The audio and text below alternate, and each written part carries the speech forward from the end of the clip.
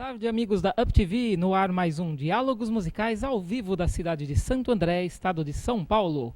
Meu convidado de hoje é maestro, compositor e idealizador da Orquestra Acadêmica de Suzano, Rafael Vicoli. Boa tarde, seja bem-vindo. Boa tarde, Eduardo. Boa tarde a todos os telespectadores. Gostaria muito de agradecer a oportunidade, é uma honra imensa para mim, né? Poder falar um pouco sobre o trabalho aqui no Diálogos Musicais, que já teve grandes músicos como Maria Cecília, soprano, Fábio Zalamão, então é uma honra para mim. Eu que agradeço. Aliás, você também é muito talentoso. Eu esqueci de falar isso na abertura, mas já falo agora. É o que eu conheço do seu trabalho. Rafael, fala um pouco desse projeto da Orquestra Acadêmica de Suzano. Bom, o trabalho da Orquestra Acadêmica de Suzano começou há mais ou menos 1 ano e meio atrás, né? A Secretaria de Cultura da cidade de Suzano começou com um projeto de oficinas culturais para ensinar violino, violoncelo e viola. E após 2 anos dessas oficinas, eu fui convidado, né, para conhecer o projeto e a partir disso fiz um relatório onde deu início à Orquestra Acadêmica de Suzano. Ah, que legal. Ótimo. E eu fui assistir ao concerto de 1 ano da Orquestra Acadêmica e fiquei bastante contente em ver um grupo desse nascendo pela região e crescendo, né? No dia, vocês fizeram uma apresentação junto com um grupo de dança. Esse grupo de dança ele é vinculado ao projeto? Vocês sempre fazem essa parceria ou não? Isso, foi a primeira vez dessa parceria com um grupo de balé, pois ali o balé contemporâneo da professora Juliana Lavalso fazem parte das oficinas culturais da Secretaria de Cultura. E pensando em dar uma formação mais completa para os músicos da orquestra, então esse ano a gente foi desde o repertório original de orquestra de cordas, passando pela ópera e finalizando agora o ano com balé. E aquele foi uma peça contemporânea, mas fizemos Tchaikovsky também 1 mês antes. Ótimo, bem interessante. Eu lembro que eu gostei bastante, aliás, a Juliana também está convidada para vir aqui ao programa. Legal. Já falei com ela, temos bastante assunto aí para conversar. Então, a orquestra ela não faz parte do projeto da Secretaria? Explica um pouco para a gente o quanto isso é vinculado ou não. Sim, nós temos um vínculo com a Secretaria, que é o vínculo, né, desses alunos que são das oficinas culturais da cidade de Suzano. Certo. Né, porém, a orquestra ela é cuidada pela Associação Orquestra Acadêmica de Suzano, que cuida de toda a parte administrativa e jurídica, né, da orquestra, inclusive a respeito das temporadas da orquestra. Né, então, a gente tem uma contrapartida com a Secretaria de Cultura, onde eles cedem o teatro para as apresentações, a sala de ensaio, né, e a gente faz essa estruturação da orquestra na cidade, também privilegiando algumas datas da própria secretaria. Entendi. Tem uma sede própria para ensaios da orquestra? A gente ensaia no Centro Cultural Morricone, que é a biblioteca central da cidade. Lá tem uma sala muito ampla do balé, que cabe direitinho a orquestra, e essa sala é cedida pela prefeitura. Mas a Associação Orquestra Acadêmica de Suzano tem uma sede própria, né? Que é onde a gente deixa todo o arquivo administrativo e jurídico da orquestra. Entendi, mas não o espaço físico que não, comporte o espaço físico as pessoas. Não. O ensaio, né? E vocês... Eu queria ver um vídeo aí da Orquestra Acadêmica de Suzano, se já estiver mais ou menos no ponto, para a gente ter uma ideia do trabalho, pode ser?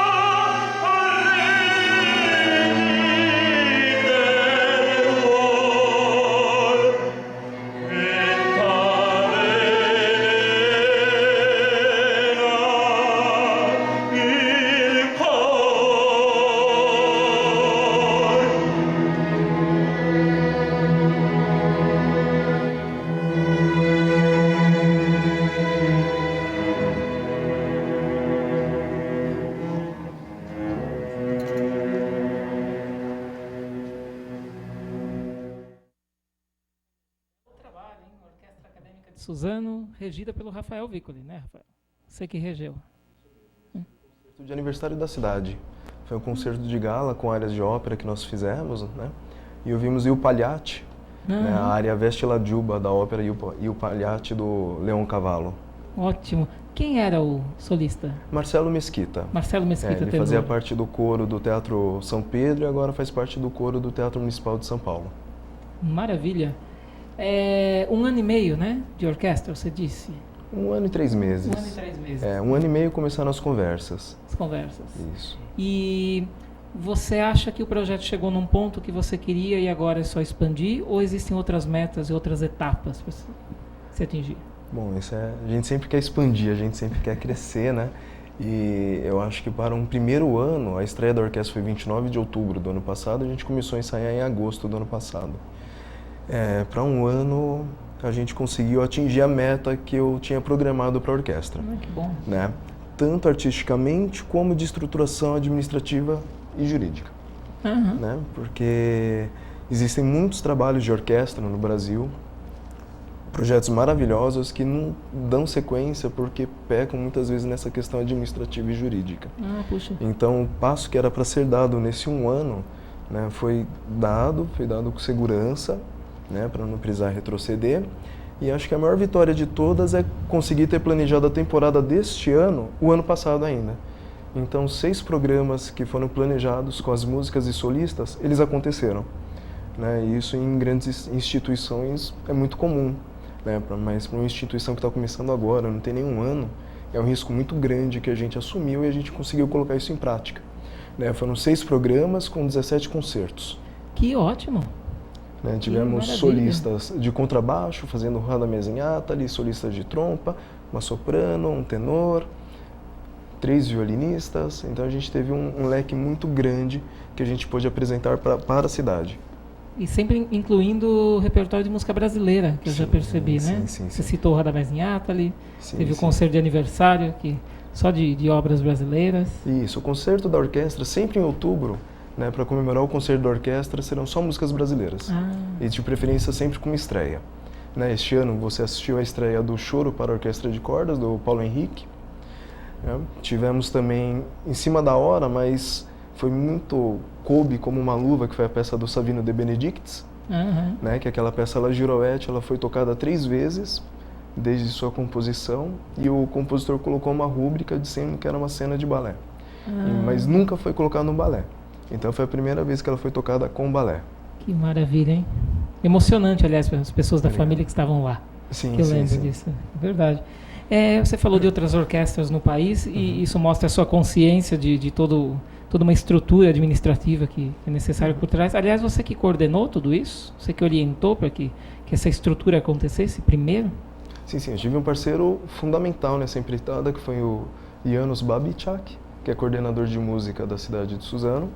Né, ele que me fez o convite e me pediu o primeiro projeto, né, da orquestra.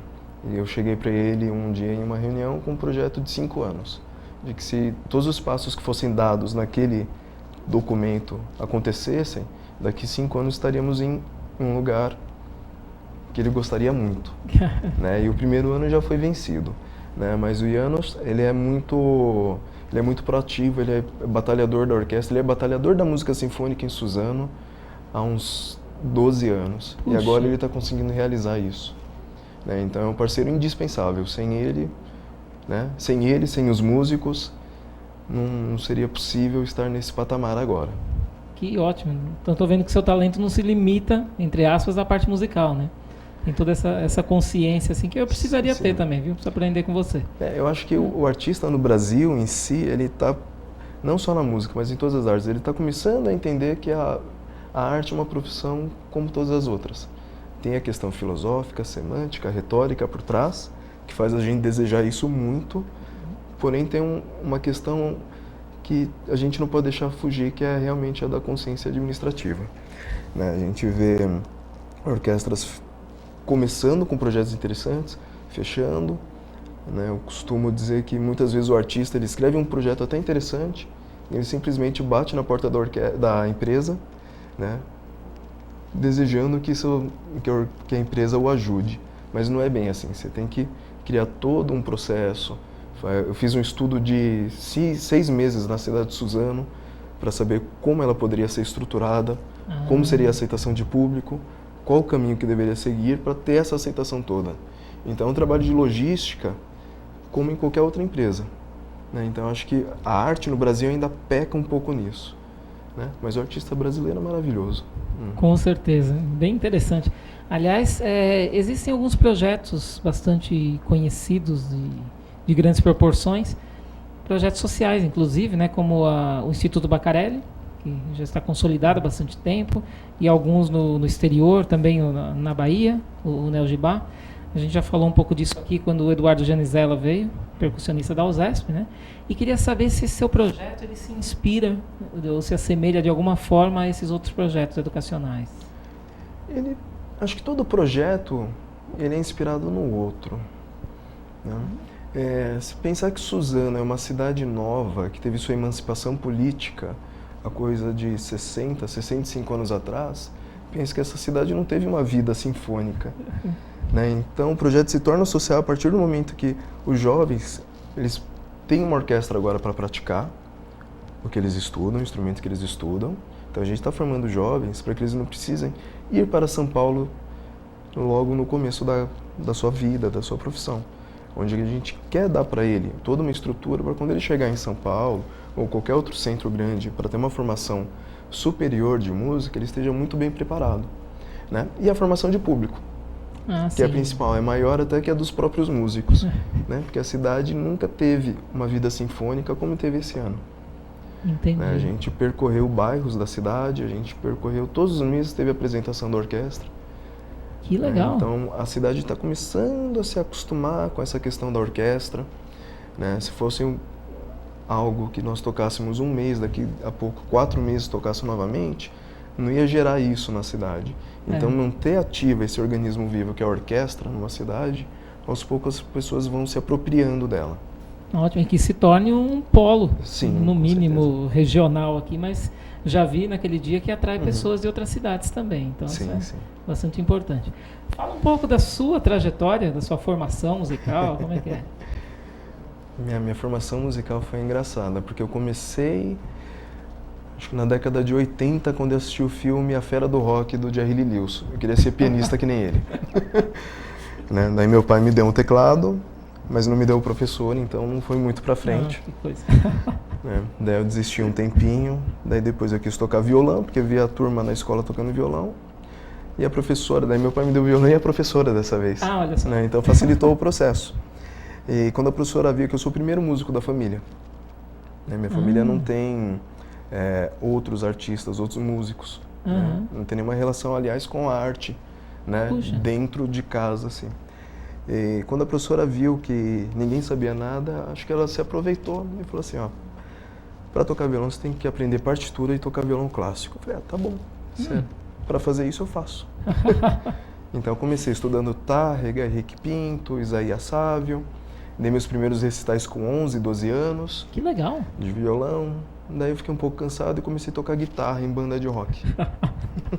Ficou cansado, é ótimo. Eu fiquei um pouquinho cansado dessa vida do violão e fui tocar guitarra, que era mais divertido de acordo com a minha idade na época, quando eu já estava com uns 16 anos. E quando eu fui fazer a faculdade, meu pai pediu para que eu estudasse, seguisse um outro caminho. Ele pediu para eu estudar medicina e eu fui fazer fisioterapia. Sim, olha só, fisioterapia. Eu me formei e trabalhei 6 anos como fisioterapeuta intensivista. Que coisa! Né? E depois, com 25 anos de idade, eu dei um basta nisso e resolvi voltar para a música. Foi quando eu entrei na faculdade de composição. E daí minha vida guinou totalmente, porque foi a primeira vez que eu tinha visto uma orquestra sinfônica, foi na faculdade. Puxa! Né? Porque até então, meu pai até tinha o CD dos 3 tenores em casa, mas eu achava aquilo horrível, aqueles caras cantando naquele volume. Eu não gostava. Depois acho que você mudou de... Mudei, agora ópera, eu amo ópera. Que coisa. E com 25 anos de idade, eu entrei na faculdade de composição com o único desejo de me formar, fazer mestrado e ser professor universitário, porque na minha cabeça eu não tinha condições de ter vida artística entrando tão velho na faculdade.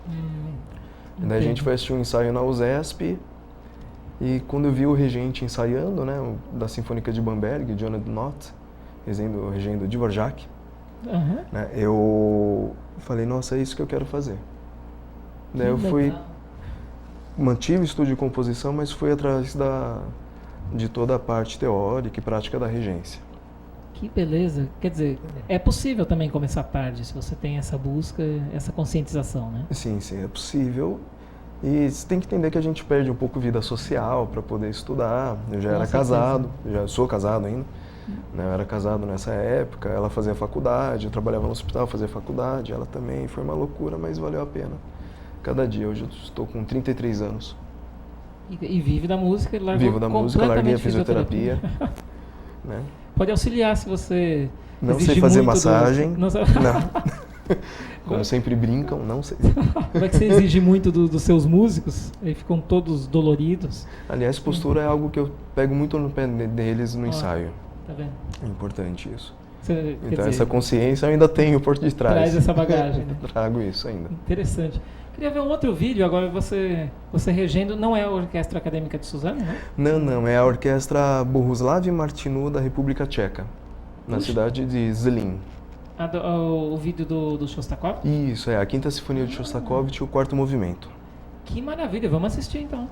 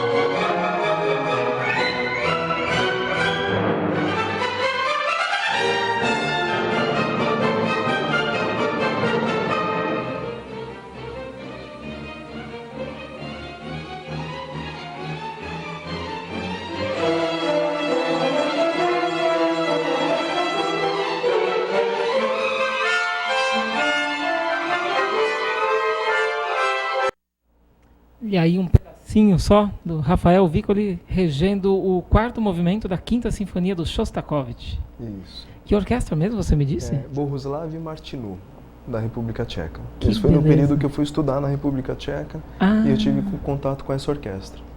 Foi estudar lá. Eu fui estudar lá.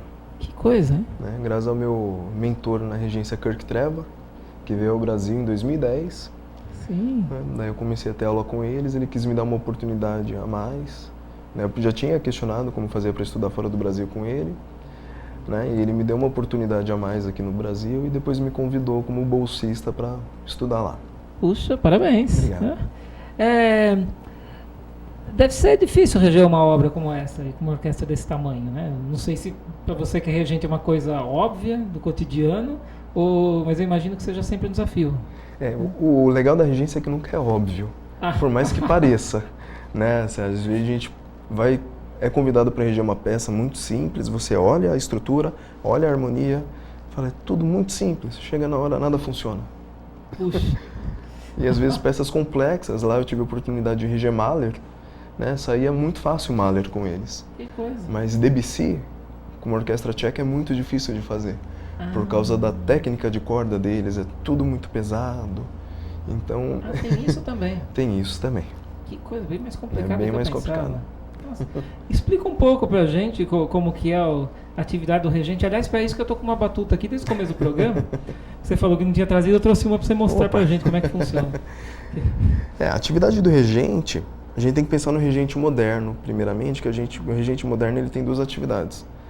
Né? A questão institucional de saber como inserir a orquestra na vida de uma cidade, né? Que é a modernização das orquestras sinfônicas, e a atividade propriamente dita do ensaiar a orquestra, preparar uma temporada e levar a peça para o palco.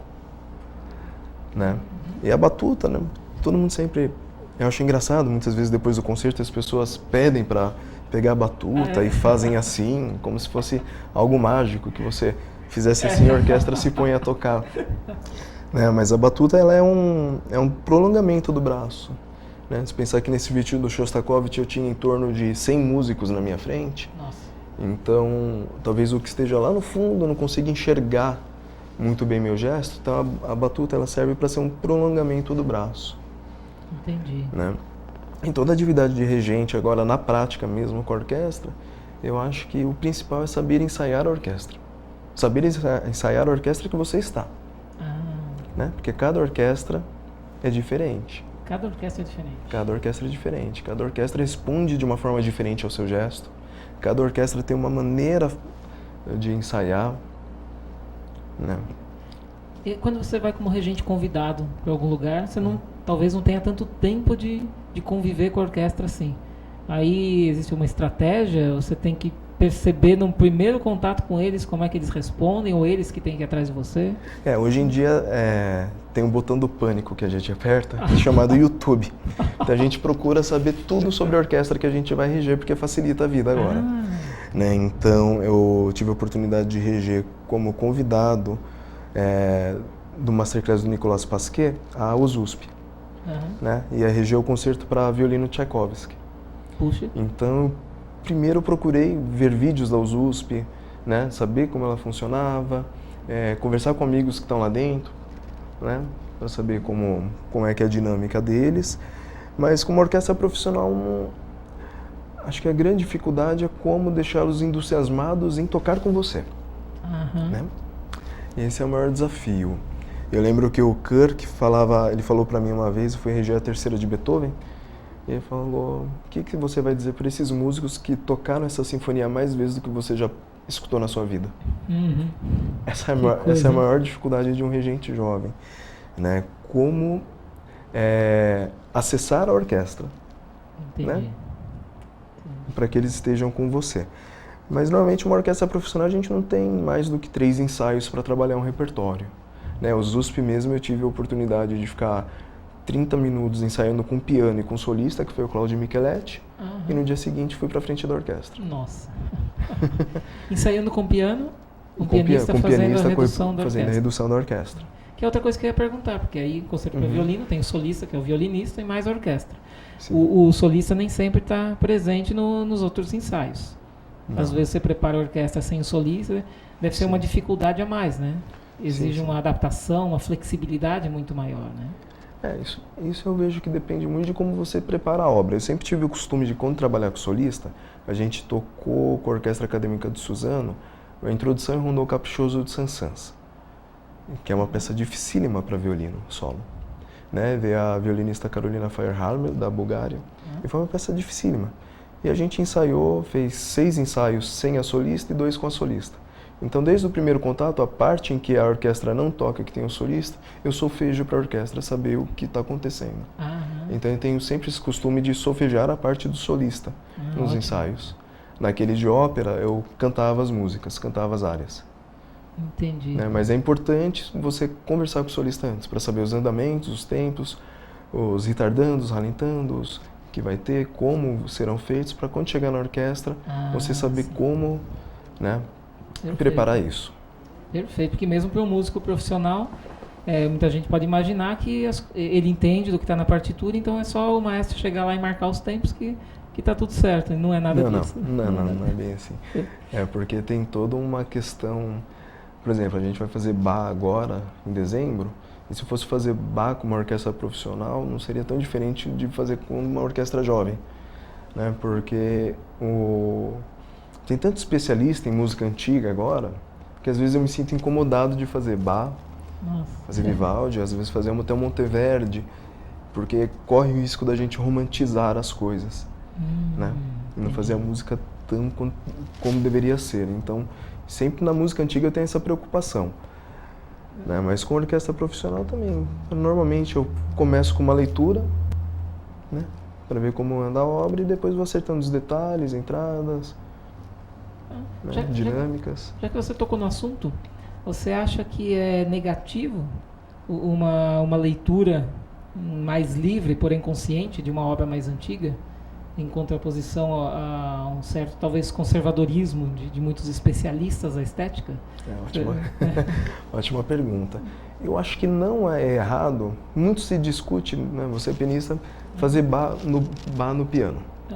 Usar o pedal ou não usar o pedal. Exatamente. Eu acho que não tem problema nenhum a gente dar uma roupagem moderna. Por exemplo, tem o Combattimento Tancredi e Clorinda do Monteverdi com uma versão moderna, com uma montagem moderna, que é lindíssimo. Eu acho que o regente tem que se colocar na posição de que ele é meramente um advogado do compositor. Você tem que fazer o que seu cliente pediu, né? Eu acho que a gente não pode negar a facilidade que a gente tem hoje em dia de conseguir manuscritos, cartas do compositor, né? Então a pesquisa aqui não é só na partitura, mas envolve toda a história, um período, o que acontecia com essa pessoa nesse período, nessa região, para ele ter escrito isso. Né? Então, eu acho que as gravações com instrumentos históricos são maravilhosas, né? Que nos traz um pouco do que poderia ser, né? Porque nunca porque nunca vamos só foi, né? lá. Exatamente. Né? Hoje em dia não é mais. Então, é maravilhoso poder ouvir esses instrumentos, né? Mas eu acho que se você conseguir trabalhar conscientemente uma partitura antiga, eu não vejo problema nenhum. O maior problema foi que no final do século XIX tinha o costume de se romantizar tudo. Liszt pegava peças de Bach e romantizava ela. Então, o quanto é de Bach, o quanto é de Liszt, o quanto é uma improvisação sobre um tema e quanto é a obra de fato. Perfeito. Né? Então, acho que se tudo for colocado no seu devido lugar, né? Faria uma improvisação sobre o tema da fuga 3 do livro Cravo Bem Temperado, número 2. Tudo bem, não tem problema, porque as pessoas já estão sabendo que vão ouvir isso. Sim. Né? Uma releitura, um desenvolvimento daquele tema ou algo do tipo. Entendi. Mas acho tudo maravilhoso, acho que fazer música é maravilhoso. Eu também compartilho dessa sua visão. Assim. Aliás, que eu ia dizer é a questão da interpretação. Quando você não mexe em notas, aí também é uma coisa mais sutil, mas muda bastante a questão de concepção, das estéticas. Você citou uma improvisação do Liszt, por exemplo, né? Ele acaba mexendo no texto, digamos assim, nas notas, num tipo de improvisação. E acho até que o problema, entre aspas, é quando isso se torna um novo paradigma. E aí vira uma nova limitação, mas quando é consciente essa liberdade, acho que é perfeitamente válido, né? Sim. Como se fala muito de João Carlos Martins e Glenn Gould em Bach, que são muito diferentes em propostas, alguns criticam por ser menos ou mais, mas são inevitavelmente, indubitavelmente, propostas conscientes de ambas as partes, né? E tudo isso. E aí o gancho para a pergunta, até chegar na interpretação, como que é o estudo de uma obra por parte de um regente? Como é que você prepara uma obra nova, que você pega a partitura, que você não tem um instrumento em casa, que é a orquestra, e trabalha desde o conhecimento das notas até uma concepção interpretativa para chegar no ensaio com isso, acredito que mais ou menos encaminhado. Sim. Tem um desafio novo, que é tocar numa peça de Anton Webern, compositor da Segunda Escola de Viena, com a orquestra de Suzano, e é um desafio a mais, porque é uma linguagem diferente da qual eles não estão acostumados a ouvir, da música tonal. Então, meu preparo começou lendo 3 biografias do Anton Webern. Há 3 meses atrás, para começar os ensaios há 2 semanas. Antes da partitura.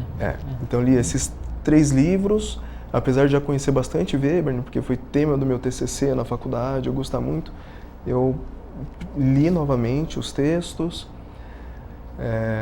peguei a questão do expressionismo alemão, né? Eles colocam as dinâmicas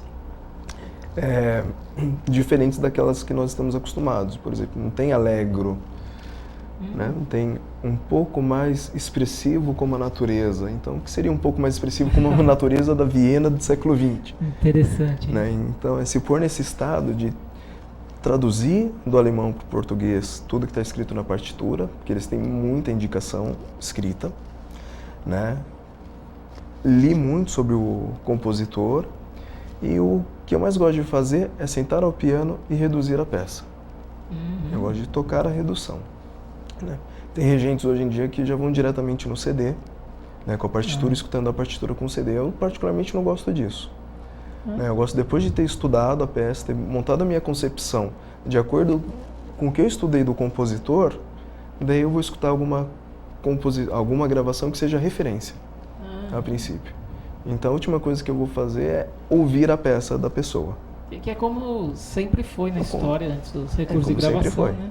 A sua construção do Sim. processo todo, né? Então eu sempre procuro, a temporada 2016 da orquestra já está pronta, então as peças de fevereiro e abril eu já estou, né, estudando sobre os compositores. Aí teremos Bartók, teremos muita novidade por aí. Acompanhar tudo. Então já estou lendo sobre eles, biografias, sabendo um pouco mais sobre o processo composicional, o período e onde eles viveram. Né? Bartók facilita, que eu tenho um amigo húngaro que pode me ajudar muito na pesquisa, Que legal. o Sándor József.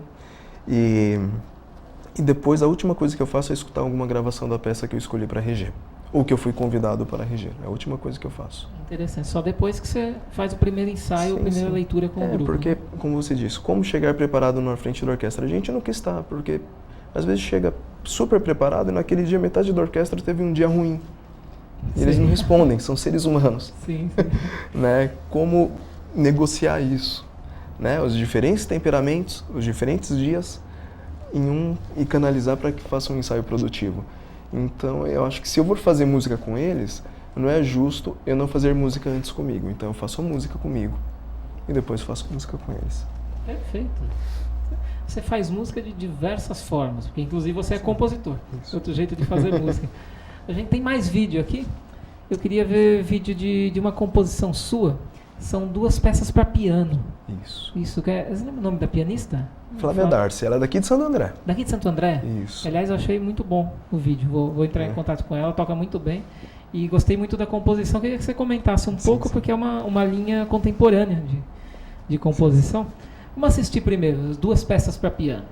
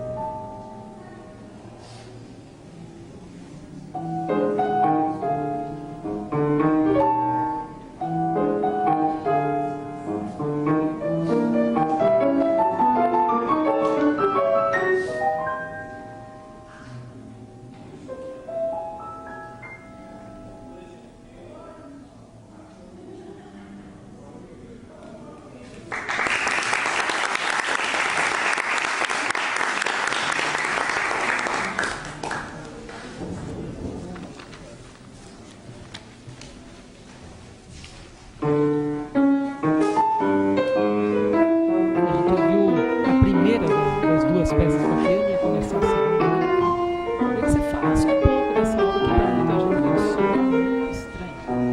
É um som um pouquinho diferente. Um pouquinho diferente. Podemos dizer assim. Primeiramente, esse foi um recital que foi no meu de formatura, chamado Cronos. Dei esse nome para o recital porque trazia desde a primeira composição da faculdade até uma peça que eu fiz para a conclusão de curso, que foi uma peça para um trompetista e 2 pianos sem pianista. Onde ele tocava na tábua do instrumento para ressoar os harmônicos, tinha algumas notas já apertadas, né, para soar os harmônicos daquela nota, ele ia criando essas diferenças. Então, por isso que chama Cronos, né, a questão do tempo, o tempo que eu passei na universidade, né. E essa peça, ela foi fruto de um estudo que, quando eu entrei na faculdade, todo mundo falava de Schoenberg. Eu fui ouvir, eu odiei. Eu não entendia por que gostavam daquilo. E eu batia na mesma tecla, e não entendia, e não gostava, não entendia. Um dia eu gostei. Mas é porque eu entendi ele. A partir daí eu posso falar que minha estética composicional mudou. Puxa.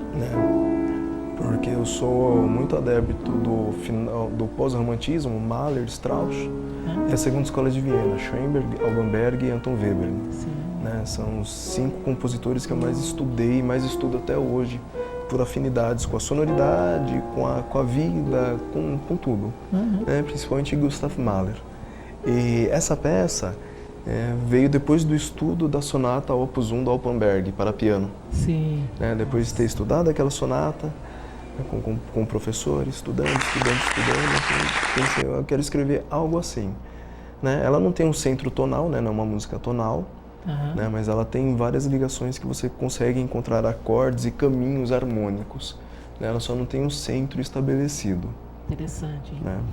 Porque ali eu começo com um acorde de Mi maior e um Mi aumentado ao mesmo tempo, fazendo o arpejo. Então, queria essa questão do cluster, né? Então, é uma música que eu fiz pensando nesses compositores que eu tanto estudei, né? E queria desenvolver esse discurso tonal expandido. Eu não gosto muito. Eu acho que a única música tonal é o serialismo.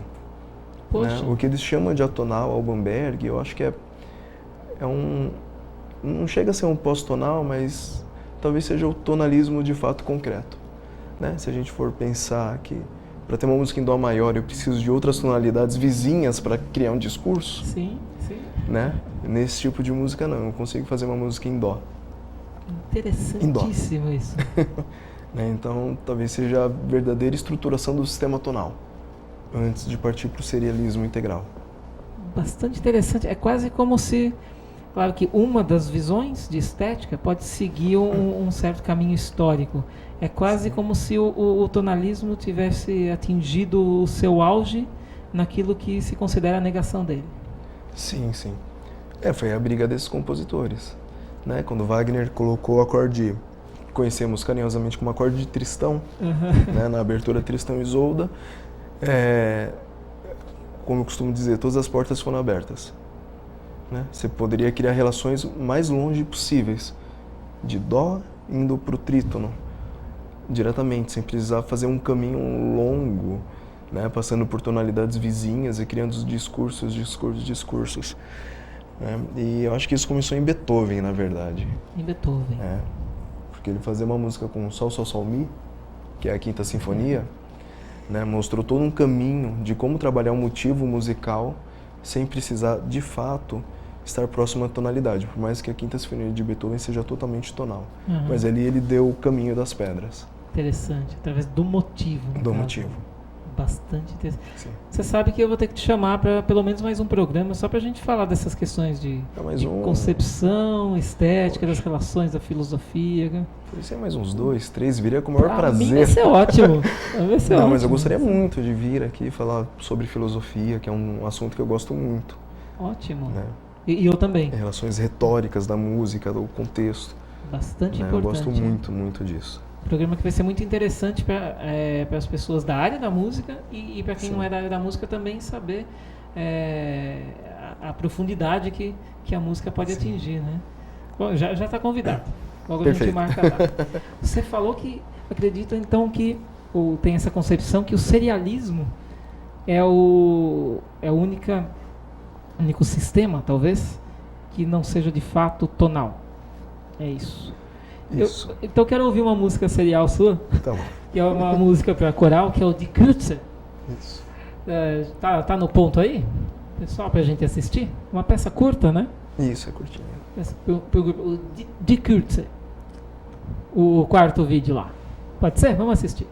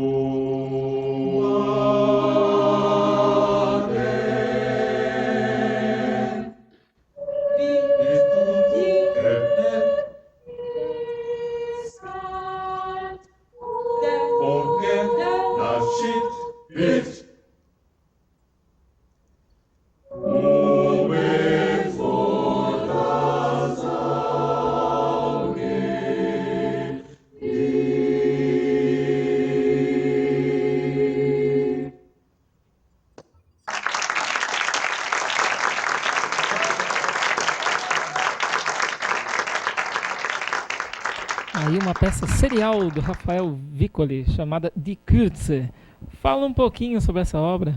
Essa obra me trouxe grande felicidade, que ela foi tema de monografia desse aluno, Gabriel Souza, regente. Foi tema de monografia, para a conclusão do curso dele de regência, né? Que legal, hein? É uma peça serial que eu costumo, tanto as duas peças para piano, a parte serial dela, eu brinco e falo que são as Weberianas brasileiras. Vila Lobos fez as baquianas, eu estou fazendo as Weberianas. Né?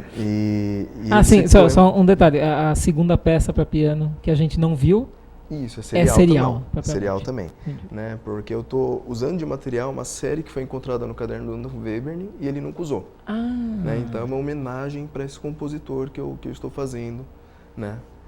Com as músicas. Que né? interessante. Tanto é que se você vê a ordenação da série musical, tem momentos que não parece aquele serial agressivo que a gente conhece. Sim. Porque eu tenho até uma visão polêmica sobre Webern, que ele morreu na hora errada, ele morreu muito cedo, porque quando ele descobriu o caminho para criar discursos longos através da música serial, a vida dele foi interrompida, né? Puxa. Na Segunda Guerra.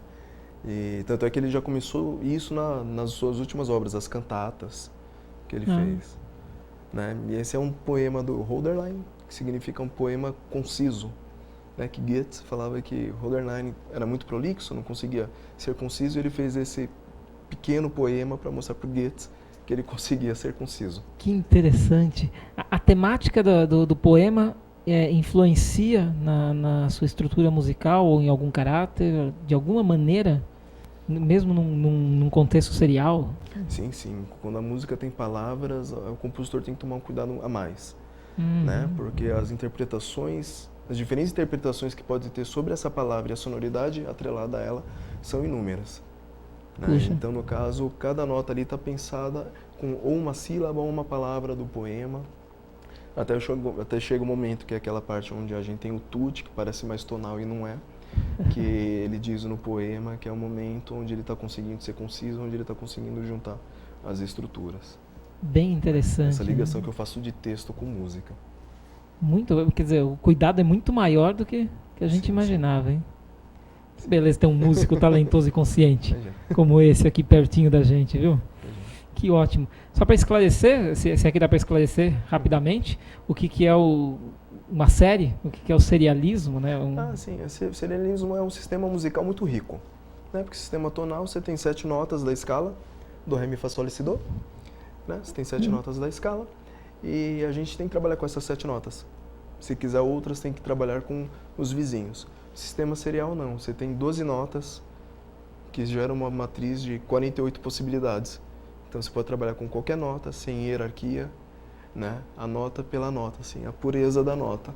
Sem dizer que, por exemplo, um sol, né, cria uma relação de tensão com um dó. Né? Então é um sistema bem democrata, podemos dizer assim. Por não ter a hierarquia propriamente. Interessante. E talvez o grande desafio seja não reduzir isso a puro conceito, ou pura matemática, pura classe de alturas, apesar de ser um termo muito utilizado no próprio sistema, mas que fazer música, por ser arte, é muito mais que isso. Talvez o grande desafio para o compositor seja realmente tornar isso artístico, né? Que é uma dimensão a mais do que a pura técnica, a pura matemática. Né? E que eu acho que você faz muito bem, com toda essa sua consciência. A gente vai ter que encerrar, infelizmente. Esse primeiro pena. De uma série, espero, de programas. Com certeza, voltarei mais vezes. Pode fazer uma série de 12 programas. Que você perfeito. Cada um para uma classe de altura de uma série. Então, passa contato para o pessoal te achar, o trabalho seus, links, o que você tem. Sim. No YouTube, se colocar meu nome, Rafael Vicoli, já aparece outros vídeos, né, que tem, mas tem o meu site, www.rafaelvicoli.com. E quiser saber um pouco... .com apenas. Se quiser saber um pouco mais da Orquestra Acadêmica de Suzano, www.oas.arte.br. oas.arte.br. Ótimo. Parabéns por todos os seus trabalhos, todas as suas atividades, por sua iniciativa, por sua consciência pelo projeto. Muito sucesso em Suzano, que isso se expanda mesmo, seja um projeto de referência para músicos e não músicos. O Brasil está precisando muito disso, o mundo acho que está precisando muito disso. Né? E então já está feito o convite para você voltar. Muito obrigado. Agradeço muito a sua presença e agradeço ao teleinternauta que nos acompanhou. Agradeço ao seu João de Oliveira e Alfredo Duarte por possibilitarem a existência do programa e nós nos vemos na próxima segunda-feira ao vivo às 17 horas aqui pela UpTV, a TV sem fronteiras.